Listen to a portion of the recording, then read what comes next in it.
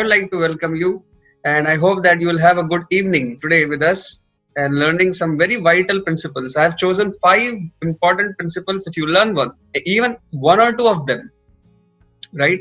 If you learn even one or two of them, it can have a drastic impact on your life actually. And I have specifically chosen from the Srimad Bhagavad Gita, as I've been asked that I should speak more from the Gita, which is a very, very vital and wonderful book. So before even I begin, I'm just giving you a brief intro to what I'm going to speak. I'm going to talk to you 5 important principles from Gita on art of smart work. Okay? And as I'm saying, applying even one or two of them can have very significant, big impact in your life. So I request you all that you please be attentive for this short duration of time as we are all together today evening. And let's begin our talk on art of smart work. Right? Especially I've been asked that I should speak from the principles of the Bhagavad Gita. So let me begin with that. So if outside the class, if anybody wants to meet me, and want to know more on the Gita, I also teach the Gita. Gita is a book of yoga. So therefore, this is the way usually the Gita begins. Srimad Bhagavad Gita su Upanishatsu Brahma Vidyayam Yoga Shastra Shri Krishna Arjuna Sambade. So here you find that it says about Gita su Upanishatsu Brahma Vidyayam Yoga Shastra. Gita is the Yoga Shastra. It's a book of yoga. It's a book of yoga. It can teach you a lot of principles, and I am going to show. So there are many types of yogas. Okay, there is Karma Yoga, there is Jnana Yoga, there is Ashtanga Yoga, and above all there is Bhakti Yoga. I am going to teach you 4 principles from the Karma Yoga and 1 principle of the Bhakti Yoga today. Okay, that's how I've chosen 5 principles. Right. Smart work principle number 1. For those who want to take note, this is something which you should surely note. One of the most important principles and one of the foremost first principle for all the students and for all the people who want to do smart work. Okay, just before that, I just want to say to you, let me define. What do I mean by smart work? Smart work does not mean to avoid hard work. Smart work certainly does not mean, when I say that I'm going to teach you about smart work, does not mean that, I'm not going to do hard work. Hard work is necessary. There is no one who has ever gained success without working hard. However, smart work means to do hard work in the right direction. To do hard work with proper amount of decision-making power, thought process, and clarity. Okay? So, smart work means not to be lazy and just relax life and we can get a lot of money, etc. That's not what smart work means. Smart work means to do hard work, but not that we keep on working hard like a donkey and we don't get any result. Smart work means to utilize our energies in the right direction, in the right proportion, in such a way that we become very productive, we become very efficient, we can do a lot, and we can very much bring out the best from ourselves, and we can contribute a lot to the world. That's the meaning of smart work. So please don't make it to say that, okay, smart work means I don't have to do hard work. No. We definitely need to do hard work. But merely doing the hard work without having direction, without knowing these 5 principles, you will lose your energy. So for example, if there is a wall in front of me, if I just keep pushing the wall, I'm doing a lot of hard work, I'm doing a lot of hard work and pushing the wall, but nothing is happening. It's not moving. The wall is not going to move because I am doing a lot of hard work. But if you want to move the wall, then you have to know what is the right way to move this wall. Okay, you can do something else. That's called a smart work. We're paying attention and doing that work which will produce results, which will be making you productive, which will be making you efficient, which will make you bring out your best. Please remember, bring out your best and also contribute a lot to the society. This is what the meaning of smart work is. I hope you understand. Now, with this 5 principles, the first principle in front of you is right in front of your screen. Please note it down in case if you want to note this. The first principle of smart work is clarity. Very simple, but very critical. I've been meeting students, thousands and thousands of students I have met. And I find in most of the today's modern India students of this 21st century, a lot of them lack clarity. They don't know what they are supposed to do, what they are wanting to do, what is the goal which they want to achieve. They are merely wanting to do something, they have a lot of energy, but then they don't have the direction. So like in the vector terms, you have speed and you have velocity. So something may have speed, but unless you get the direction, it doesn't become velocity, right? So similarly in our life, we might have a lot of energy, but if we don't know which direction we should use the energy, it gets lost. So clarity is the first principle, dear friends, and I'm going to show to you how I derived it from the Gita, just in some time. So first principle is you must have clarity in your life. What is your goal? What do you want to achieve? Right? That's the first thing you want to ask. Write it down. Write this question down, dear friends. It's $1 million question. What's your goal? What do you want to do? Okay, you want to do hard work, but what do you want to achieve? If you are not knowing what's the goal, it's simply like, as I said to you, running the car. You're running the car, you're 80 kilometers per hour, 100 kilometers per hour, 120 kilometers per hour, but you don't know where's the destination. If you don't know where's the destination, just driving the car fast is not going to make you reach out anywhere. So avoid confusion by over-analysis of situations or too much of worry. This is what I found a lot of students doing these days. You ask them, so what you are doing? I am doing a lot of hard work. I'm doing this. They're busy doing this. You're busy learning this software. They're busy learning that technology. They're busy doing that particular exam, this one and that one. So many things, and this video and that website and that course and that online, and this teacher and that. Oh my God, And they seem to be always worried. I'm worried whether I'll get a job, whether I'll get money, whether I'll get this. So much of worry. So a lot of worry takes away clarity from your life. One of the most important things, dear friends, is what do you want? What do you want from your life? Be very clear. What is your goal? If you do not have any goal, you are not going to get it. Okay, you are going to land nowhere. For example, in case of Arjuna, so I have derived this from the Gita, so I'm going to show you how. So in case of the Gita, Arjuna was not clear on what he wants to do when he has come to the battlefield. So he has come to the battlefield, and obviously he's supposed to fight. But then as soon as he sees the family members, all Kuru dynasty people, he sees Bhishma, he sees Drona, he sees Duryodhan, he sees so many of this, his family members and brothers. And he gets a shock of like, I am in front of all of them. I am going to kill all of them. Of course, if you're going to come for fighting, you are not going to throw flowers, isn't it? So you come to the war, you're going to throw flowers. Please take this jasmine. Please take this rose. Please take this lotus also. That's not what he's going to do. Rather, he's going to take out his bow and arrow. He's going to say, take this one. That's the Agni Astra. Take this one. Pavan Astra. Some Astra he's going to use, right? And of course, he's there to kill the people. He's not there to throw flowers, etc. But he got confused. He said, oh my God, if I kill them, maybe I will get sinful reaction. If I kill them, all our dynasty members will be killed. If I kill them, who will carry out the dynasty principles? Oh my God, what should I do? What should I do? He got confused, totally confused in life. I have seen many students becoming confused due to over-analysis. If I do this, I will get this, but I will not get that. If I do that, I will get this, but I will not get that. My dear friends, every choice has a pros and has a cons, has something positive, has something negative. If Arjuna is going to fight, definitely he can do the dharma of the Kshatriya, but he has to kill his own relatives. So there is a pros and there is a cons. There is no decision in life which has only got pros. That means perspectives. All the decisions in life always will have pros and always will have cons. There will be something good, but you have to also pay the price for it. So dear friends, there is no choice in this world which will make you feel as if there is only going to be something positive. No, for every choice there is going to be something which you have to miss out. If you are going to buy one particular type of phone, you are going to have certain features, but you are going to miss out some other features. So what do you want? That is what is going to make you clarity. If I want a mobile which is more like a camera than like a mobile, then I should choose some. But if I am looking for clarity of sound, etc., then I should choose something else, right? What do you want? If you are not clear of this in your life, that's going to confuse you.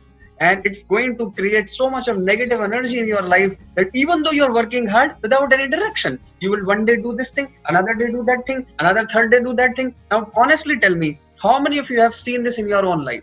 Honestly, tell me on your chat box if you relate with what I'm saying. You just say yes, or you say, yeah, I really sometimes do like this, or I've seen my friends doing like this. Like one day you work hard in this direction, then another in that direction, confused.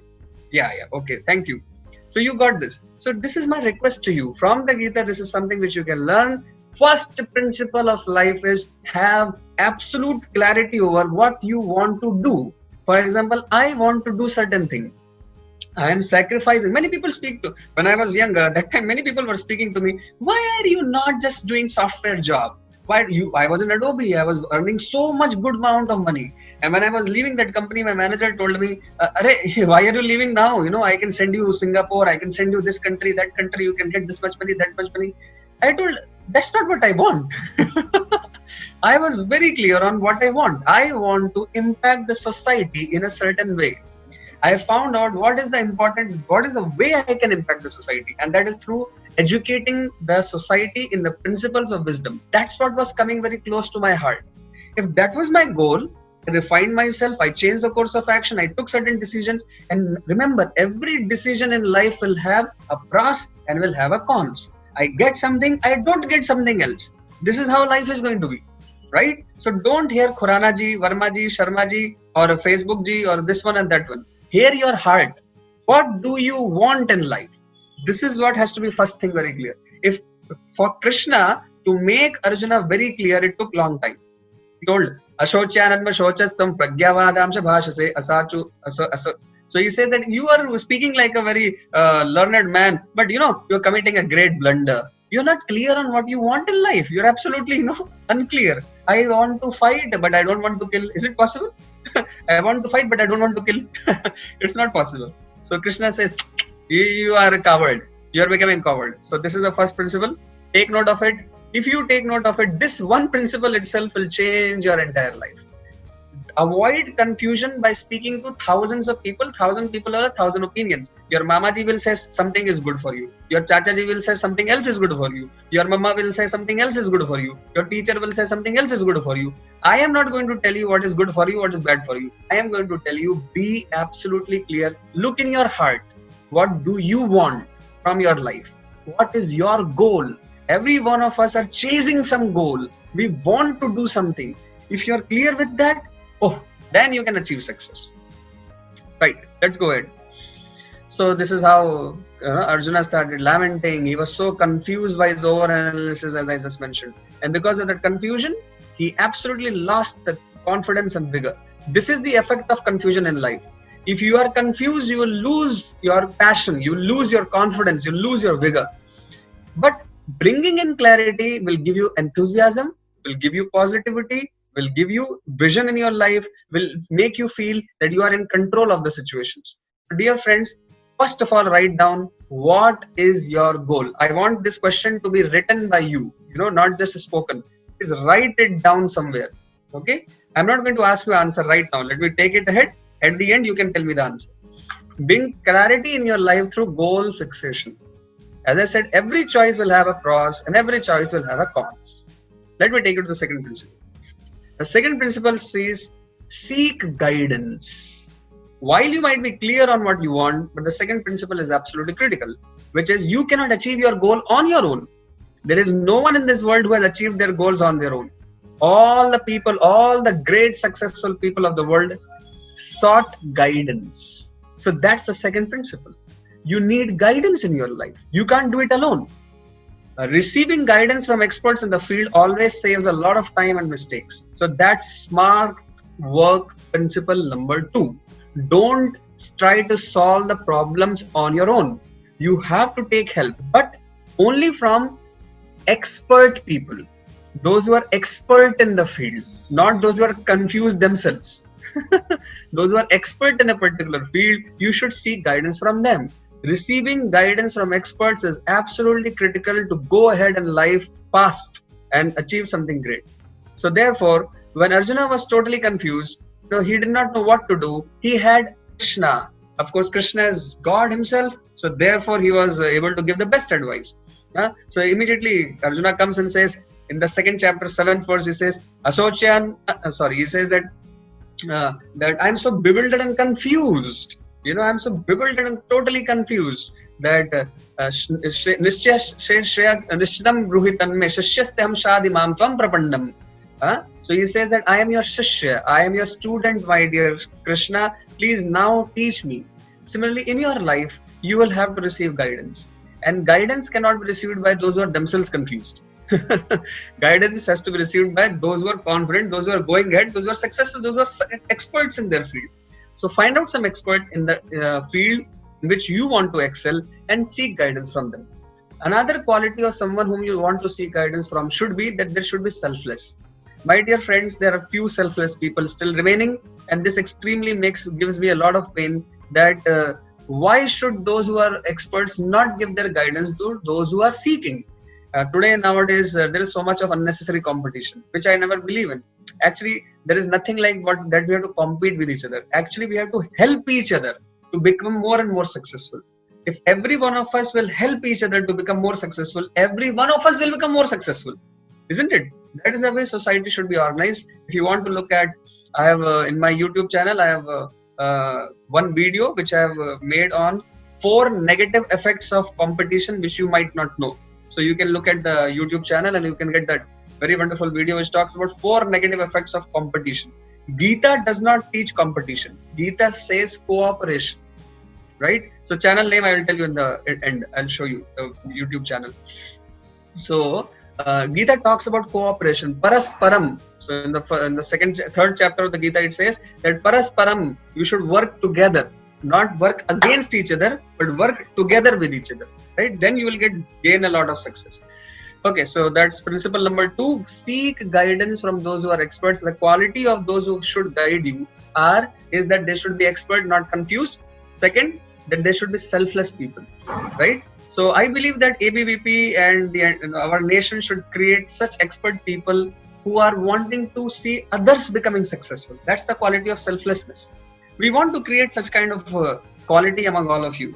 Dear students, 10 years down the line, you can pay real tribute to me as your teacher for this session by becoming a leader like this person, who will himself become successful and want to make other people successful. This is what I would like to do. This is what we want to do.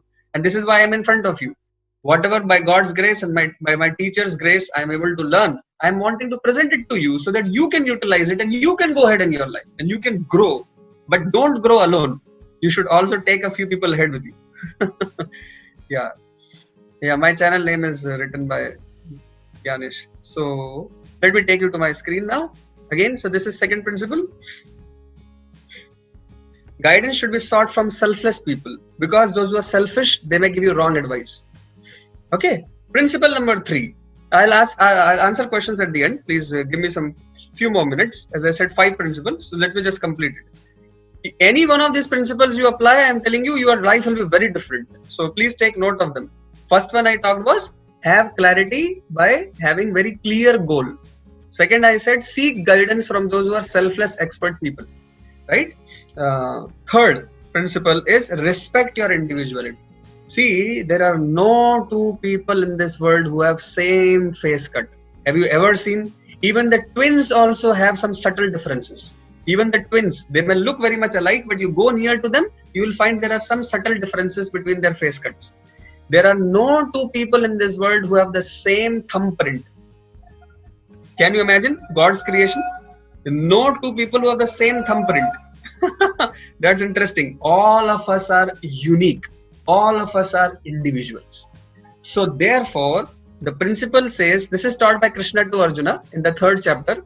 In the 3rd chapter, Krishna says about this principle, respect your own individuality. Do not compare with others. So Arjuna started comparing, I am a Kshatriya, but you know what? Though I am a Kshatriya, but I think Brahmanas are better.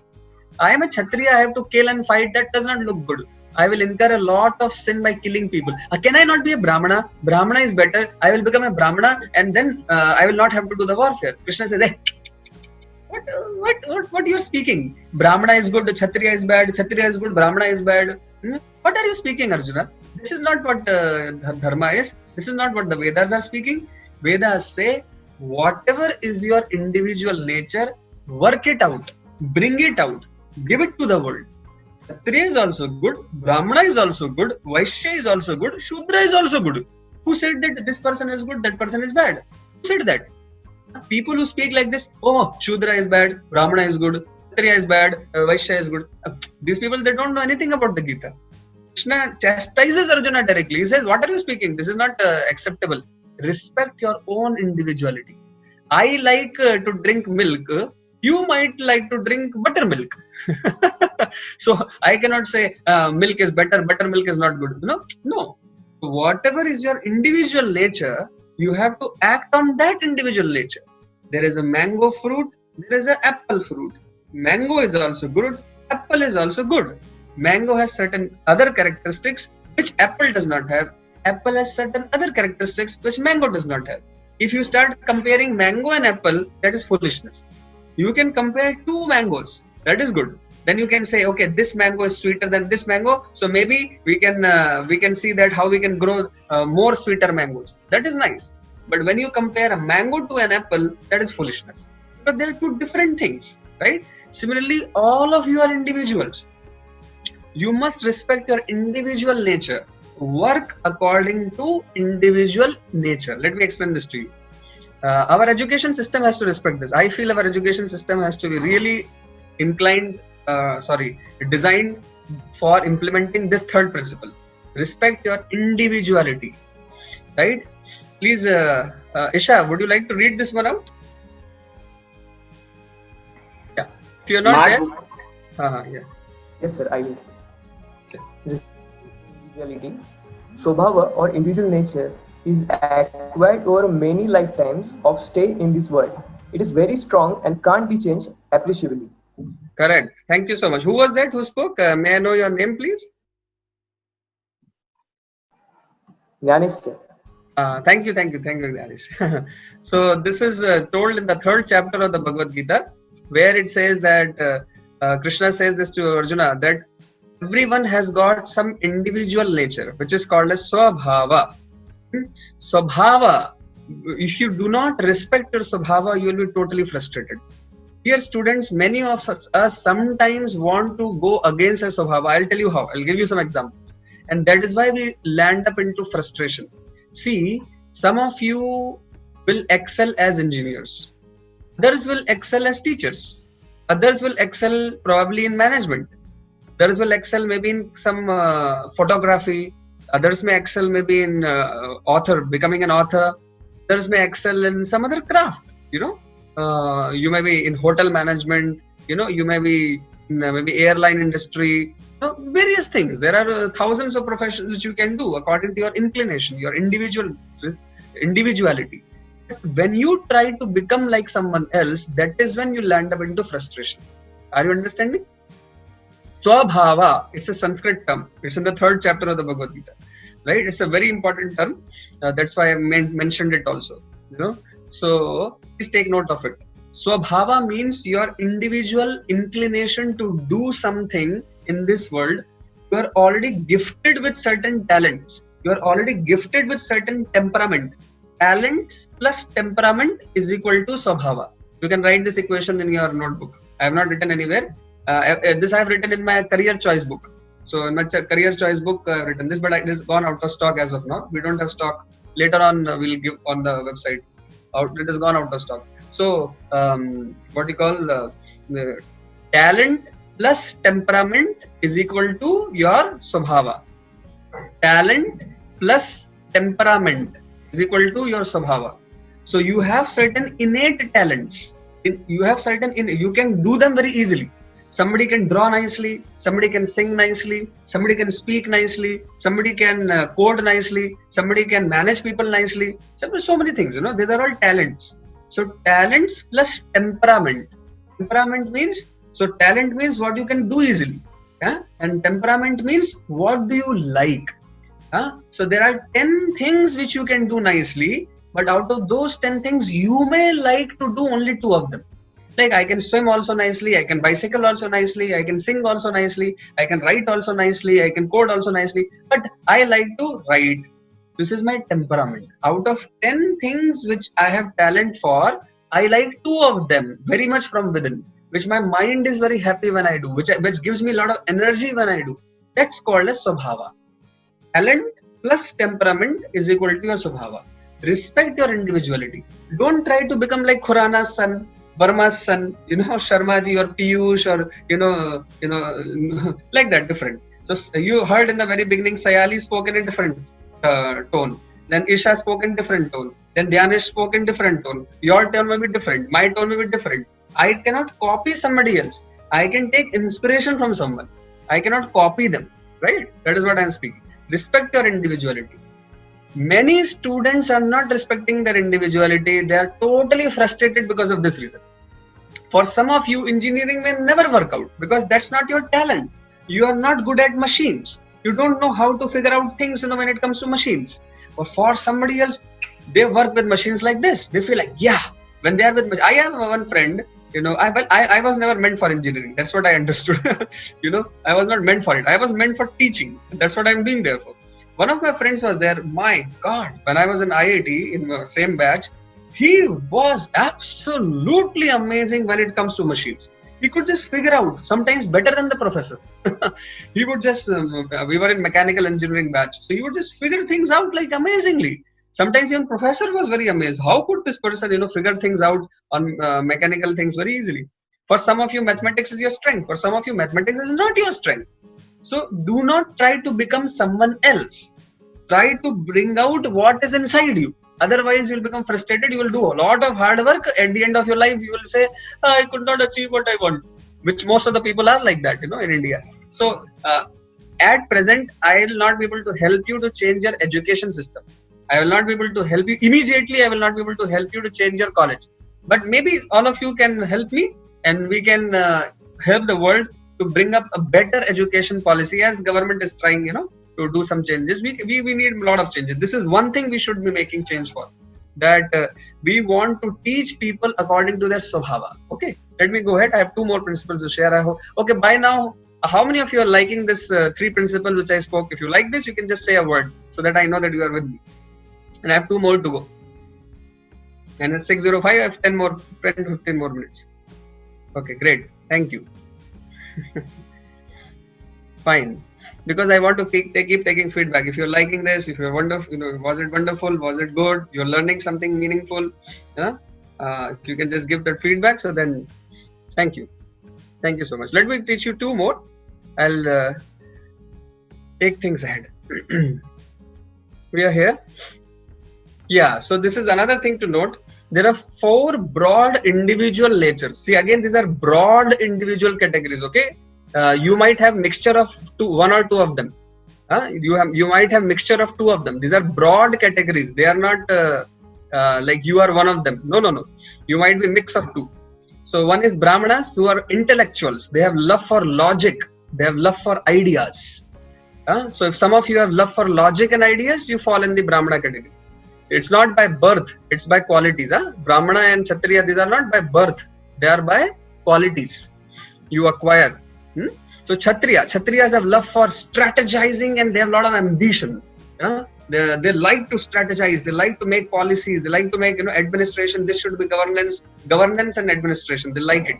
So if some of you are like that, then you have Kshatriya tendencies. A man and woman both can have these tendencies. It's not that a man can only have and a woman does not have a Varna. Absolutely wrong. These are all wrong things which sometimes people who don't know the Vedas, they talk about. Vaishyas are producers who have love for the goods and luxuries. They like to produce. They like to see quantities of manufacturing, big manufacturing things. So they become industrialists, etc. They are the ones who produce for the society. Love for goods and love for luxuries also. They like to also have a lot of luxuries in life. And Shudras are those who have love for crafts, skills and comforts in life. Right? So they like to eat nicely. They like to sleep properly. They like to have a soft bed. They like to have a television, this, that, Whereas Vaishyas go for luxury, very huge luxuries. Shudras are satisfied with comforts. Okay, so these are the 4 types of people. There is nothing like one is better than another. No. These are 4 types of people, 4 types of Swabhavas. You might have one of this Swabhava prominent and secondary. So generally people nowadays I've seen they don't have one particular type only. They are mixed of 1 or 2. Okay, one or two. So you can, if you wish, you can note this. Love for ideas and logic, love for strategizing and ambition, love for goods and luxuries, love for craft and skills. Okay. So the fourth one, which I think I have very little time. If you want, you can invite me some other time to speak on only this. All right. So I'm just telling the organizers, since I have less time, if you want, you can invite me to speak on this fourth principle sometime else only, specifically, which is to develop right motivation. I have spoken on this on my YouTube channel also. There is a short 7 minutes video which I have made on motivation. So developing right motivation. Today I will be able to speak only short because I think we have less time. Yeah. So what is motivation? A factor or circumstance that induces a person to act in a particular way. And therefore I want to know, before I even talk about what can give you very great motivation, I want to ask you a question. And you have to fill this answer to this question on your let me just on your chat box. I'm going to paste this Google form link. Yeah, so I've started getting responses. I've got some 10-12 responses. Very good. So you please kindly fill this. Yes, please. Onkar says Zindagi mein kabhi haar nahi manna. Actually, this is one thing which I do not like about Hindi movies, which is they sometimes give you a dream world to stay in. Which is okay. To be in dreams for some time is okay, but not for all the time. So that is why I feel that Hindi movie directors should change their scripts properly to teach people the world good lessons.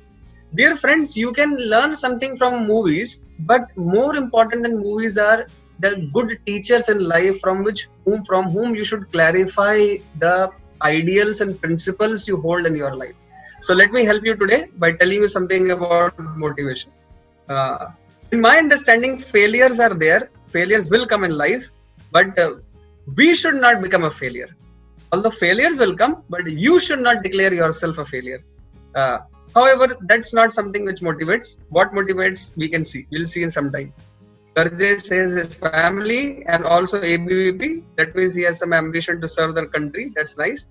Family is the biggest motivation for Divya. Very good. Positive thinking people, parents. Okay, that's nice. I mean, I got what I wanted to explain to all of you. One thing you noted was everybody is individual. You saw that everybody can have different types of motivation, which means that we can change our motivation also. Because there are not just one type of motivation, there can be different things which can motivate you. But let me categorize 2 types of motivation, dear friends. Please hear this. As I said to you, now it's 6:15. I have to end my speech by 6:22-23 shortly so that we can have some interaction also. So I'll be able to teach this to you only little. Maybe some other time we can explain this also. Right motivation is never directed towards external results. Please hear this attentively. Tripti, please see this for you especially and for others who have also spoken like what you spoke. Right motivation is never directed towards external results, but towards inner fulfillment. This is Gita, okay? You told me to teach from Gita, so I'm teaching from Gita. Karmanyavadikaraste ma phaleshu kadachana ma karma phal hetu bho mat sangasto karmani. So Krishna says this directly to the Arjuna. Arey, you are getting demotivated in between to fight this war because you are becoming overly concerned about the results of the war. Arjuna was thinking, even if I fight, even if I kill all these people, I will get the kingdom, but I will not be happy because kingdom without relatives, how will you enjoy? You will not enjoy. So why should I fight? Similarly, he said, I am not sure whether I will be able to kill Bhishma because Bhishma is very powerful. I am not sure that Dronacharya, so many others who have come, maybe I will not be able to kill them. Maybe I will get killed. So I do not know what to do. He got totally demotivated. So Krishna says, Arey Baba, that is the problem. You should not think about the results when you are working in the field. When you are working, forget the results. Just focus on doing something wonderfully. Don't focus on whether I'll get the result or not. Then I'll get this result or not. This motivation will surely land you in confusion and fear. People who are overly thinking about the results become too anxious in life. They start feeling, exam results are coming, what will happen, will I get or not, will I get or not. In will I get or not, because of fear, they don't perform well. This type of motivation, that motivation due to results, motivation to achieve something, this will really cause trouble in life. For Arjuna, that was the biggest problem. Krishna had to teach him 18 chapters to remove that type of motivation. Motivation can be changed, dear friends. That is the reason Krishna spoke Gita to Arjuna, right? That he could change his motivation. What is the highest type of motivation is the fifth principle, which I am going to tell you in some time. Give me just some more time. Right motivation has an inherent detachment from the result of the work itself. Please note this down if you are noting. Please note this down if you are noting, that the right motivation has inherent detachment from the result of the work. Then why are you working? What motivates you to work? That's what I'm going to tell you. Please see. What I am teaching from the Gita is also confirmed from the social psychologists. See, please see. Motivation is the answer to the question why. You can change the why for what you do. First of all, decide what you want to do. That is goal. Okay, dear friends, see, listen carefully. Clarity comes by fixing the goal. It's clear. Then you have to seek guidance. It is also clear. Third is you have to. What is the third one which I told you? What was the third one? Please type it. Let me hear from you. What was the third principle I told you? First one was clarity. Second was seek guidance. Third one was what? Type it. Yeah. Respect what? Respect individuality. Correct. Swabhava. Correct. Respect individuality. Thank you. You should listen attentively. Correct. So third one is respect your individuality, which means your work should be according to your swabhava or nature. That you got. Three things you got. Fourth one is the why of working. First one is what to work for, the goal. Second one is for the goal you need guidance. Third one is you should work according to your nature. Fourth one is why are you working? The why of working. Why means the motivation. What motivates you, which you can change. So that's what I am sure. You cannot change your swabhava. No, that's not possible. You cannot change your swabhava. But you can change the purpose for which you are utilizing your swabhava. Okay, that's what I am showing you. Please see. So this has been proven by the psychologists. Since I have less time, I'm just going to skip over this. There are two broad categories by Dr. Elwood. This I have told in my time management book. If you want to read that, you get in more details in my time management book. Extrinsic and intrinsic motivation. So what is that? Extrinsic motivation means that when activity is performed for an external result or award. I want to get first prize. Like these two boys are playing football. Both of them are playing football, but one is extrinsically motivated, another is intrinsically motivated. So extrinsically motivated matlab, I want to get first prize, I want to get reward, I want to avoid punishment by my teacher, etc. So reward or punishment is an extrinsic motivation. Intrinsic motivation means you want to do the activity for the sake of inner fulfillment, not for seeking rewards, but for personal fulfillment. I like to play. I am really enjoying to play the football. So there will be a lot of difference between these two people. The first one is whether I'll get the prize or not, The other one is simply playing for wonderful inner pleasure which he is getting, and probably he will be able to do much more better than the one who is having extrinsic motivation. This is psychology, okay? What Gita teaches, psychology confirms. Yeah. So extrinsic. Now please see, you might in your life, if these are the seven factors which you are motivated by, then you are extrinsically motivated. Someone can please read, Dhyanesh or Isha or Sayali if you are there. Sayali, if you are there, maybe you have not read anything till now. Please, you can read the 7 factors. Yes, sir.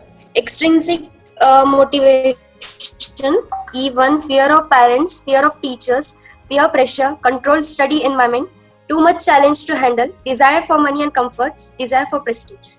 Okay, so these are, thank you Sayali, thank you so much. So these are the 7 motivators which are extrinsic motivators. Can you not see most people have these 7 type of motivators only?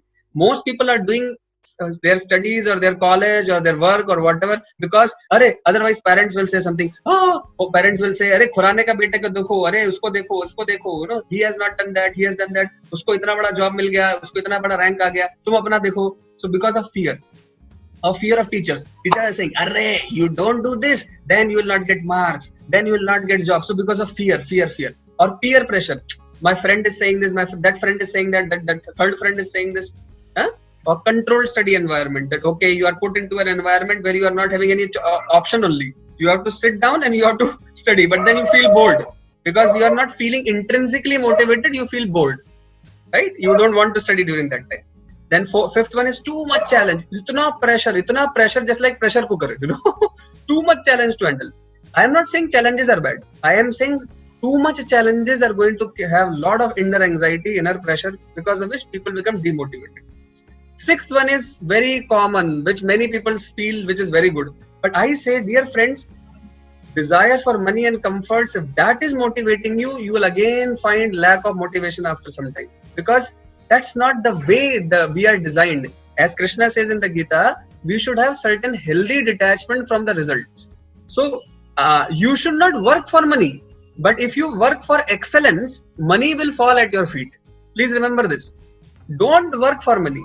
Okay, you work to bring out your best and money will fall at your feet. Why? Because that's the way the world is. If you are only working for money, you will compromise on your individual nature, you compromise on your inner qualities, you compromise on your your purpose in life, right? Your purpose for which you are working. Then it will not satisfy you. You may get some money, but you will not get any satisfaction, and that is why you will become demotivated and not get big success also. But if you are working for excellence, you are working for bringing out that is what is within you, and not because for money, but for maybe helping somebody, for doing something good in this world, for working, for bringing out that is within you, for doing your best, then naturally money will come to you. Okay, naturally money will come to you. I am not saying money is bad. I am saying working for money is bad. Money will naturally come. Don't chase after it. Chase after excellence. Chase after doing something good. Bringing out your best. All right, that's the point. Okay, so seventh one is even desire for prestige, because if you have such external motivator, it can cause problems. So I think we have to end here. So intrinsic motivators are this. Sayali, you can read out this one also. Yes, sir. Interest in the subject, duty towards parents or other family members, duty towards society or nation or humanity, desire to serve God and all His children. Perfect. Thank you, Sayali. Very nicely you read the 4 motivations which are intrinsic motivations. So dear students, you can develop these 4. First one is of course natural, like you are interested in a particular subject, that's why you are studying or reading or working in that direction, which is very natural. But the other 3 ones you can develop. You can develop a dutiful attitude, family members. I want to do something to make my parents happy. Not that they will decide whether you should become an engineer or doctor or something. Not that way. I will bring out the best from me according to my swabhava, but I want to do it as a duty for my parents. I want to give them some nice life to live, some comforts to them as a duty towards them. Right? Not that they are saying I become engineer, I should become engineer. No. That's not what I'm saying. That is not possible. According to your swabhava, according to your inherent nature, you should work, but you can work with a purpose, the why of working, right? The why of working can be because I want to satisfy my parents, I want to give a good name to my parents, I want to serve my parents very nicely, which is very good. It's a noble goal, a noble purpose. But higher than that is to serve the society, to serve the nation, to serve the humanity. I want to do something for my nation, something for India, something for the society. That's perfect. And the 4th one, of course, is even more wonderful, that not only the nation, but the entire world. Not only just Indians, but I also want to benefit everybody else, right? So desire to serve God and all His children is the most wonderful motivation. So I don't have a time to tell you the story, but you all know the story of Hanumanji. So Hanumanji's motivation was unparalleled. He could even bring the entire mountain also. Most of you would have heard this story, right? How could he get such inner motivation, such deep motivation that even impossible tasks also he was able to fulfill? Why? Can someone guess? What was his motivation? Let me ask you to guess. What was the motivation of Hanumanji? How could he do even the impossible tasks also? What was motivating him from within? Was it external motivation? Hey, I'll get some name, fame, glory. I'll get this money. I'll get this success. I'll get this one prestige or something. Or fear of Rama, fear of comes Ravana or something. What was it? Yeah. Kaivalya and service to God. Exactly. Tripti, you got it. Devotion. Yes, you got Tripti. So this is one of the highest motivations. Okay. For which I will have to take another class, how to develop this type of motivation. But I have just introduced to you that devotion to God brings out the best qualities from within. Bhakti Yoga. So I taught you 4 principles of Karma Yoga, right? And this one is Bhakti Yoga, which I'm not able to teach you today because the topic is Art of Smart Work. Fine. But I just introduced to you. So sometime in your life, you might think on this, how to develop devotion to God. That will be really meaningful, because in my life, this was what inspires me. I want to serve God with what I am doing, and I want to do something really wonderful for all His children. Huh? Yes, love towards God. Yes, you are right.